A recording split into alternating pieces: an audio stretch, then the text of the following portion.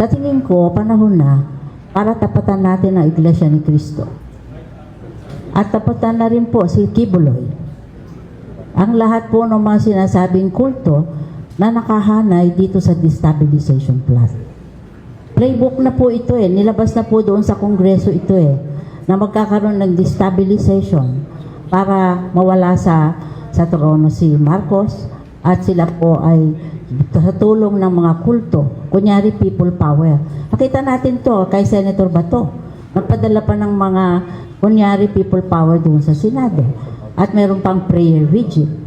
Alam po ninyo, ang demonic, always, wala siyang originality. Ini-imitate palagi ang tunay na galaw ng kapangyarihan ng Diyos. Kaya ngayon, yung merong people power o meron din silang people power, no? Na ilalabas. Playbook na po nila yan, kasama nila palagi ito. So siguro, huwag tayong matakot. It's time to name names. Dahil alam po nyo, matagal na kaya ganito rin ang ating pamahalaan. Kasi, ilan ba sila? 3-4 million na mga voters, no? Tayo ilan? Napakarami natin. Pero kasi wala tayong pakialam. For the longest time, nakahilera yung mga politiko dito sa simbahan na ito. Dahil, nagba-block voting sila. Abay, hindi po tama yun Democracy tayo Hindi pwede yung ini-skew yung eleksyon dahil merong isang kulto nagsasabi, lahat kayo bumoto sa ganitong kandidato.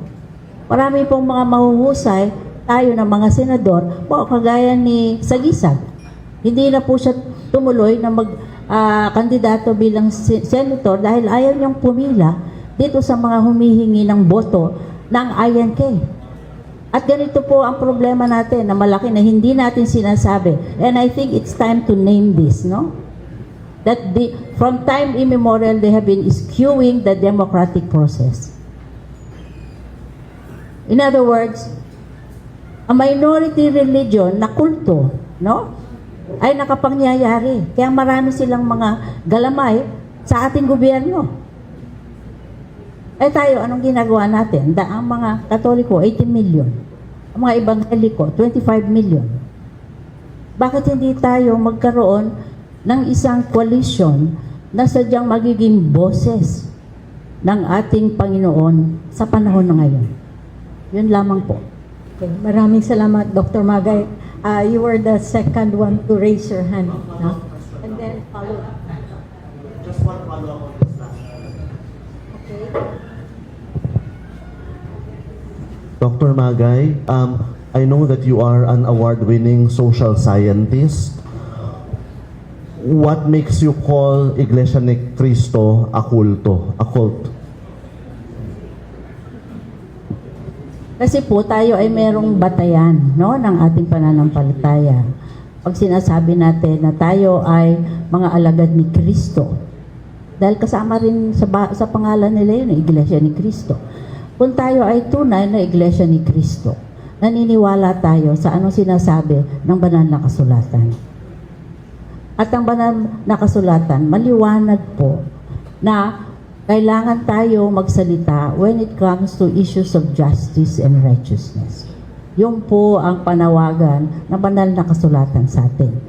Hindi po tayo papasok, we will not insert ourselves sa political process for our own self-interest. Hindi po yun sinasabi sa Biblia. Ang sinasabi, you bring forth justice sa mga makapangyarihan. Hindi sinasabi ng Biblia na you become a politically vested interest para makakuha kayo ng spoils. No? Wala po yan sa Biblia. So, ibig po sabihin, lahat ng mga nagsasabi na sila ay mga Iglesia ni Cristo, hindi po totoo yan. Kaya kulto ang tawag. At yun po ang tingin ng mga theologian, whether Catholic or Protestant. Kaya kulto po, kasi hindi naniniwala talaga at ginagamit lang na cover for their political interest ang pangalan ni Cristo. Dagdag ko lang, nung panahon ni Cardinal Sin at si Erap ang presidente, ang spiritual advisor ni Erap ay si Velarde, Mike Velarde. At ako sa isang at si Erap ay ang daming ginagawang hindi maganda. Kaya nagpatawag na meeting si Cardinal Sin at tinanong niya, nandun si Mike Velarde, at tinanong niya si Mike, can you please explain to us what your role as spiritual director of ERAP is? Sabi niya, I don't direct him, I just listen to him. Spiritual director, very careful siya, pero nagtaas ako ng kamay. Mike Velarde, niloloko mo ang mga masa. Niloloko mo ang masa.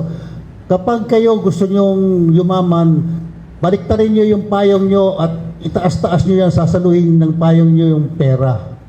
Ng pera na galing sa langit. Ganon eh. Why do I... So I asked Mike Velarde, nung sinabi ko kay Mike Velarde, sabi niya sa akin, Father, there is a scriptural passage that says, do not judge lest you be judged. No, I'm not judging you. I see the effect of what you do on the masses. They don't think. They pray with you, but they don't think. Yan ang isang kulto. A cult does not, the members of a cult does not think. They don't pray unless they are told to pray in a certain way. And then they are made to choose a candidate ordered by the head of the cult, because that head of the cult was in a meeting with that person, and I don't know what the horse trading is going to be. The Catholic Church has never endorsed any candidate directly. Nung panahon ni Lenny, we created the Priest for Lenny. I said, no, that is not a good name, because ultimately we are not for Lenny. So we changed our name from Priest for Lenny to Priest for the Moral Choice. We exist for the moral choice. Ang kulto is not for the moral choice, Paterno. It is the choice dictated by the cult leader. And this is the problem.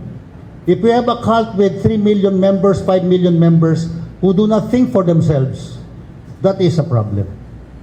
And if you have a cult that tells a senator, a mayor, a congressman, if you want to win the election, you have to be on our side. That is a cult. A real church will ask the people to pray and to discern and seek the will of God and to seek the good of the people.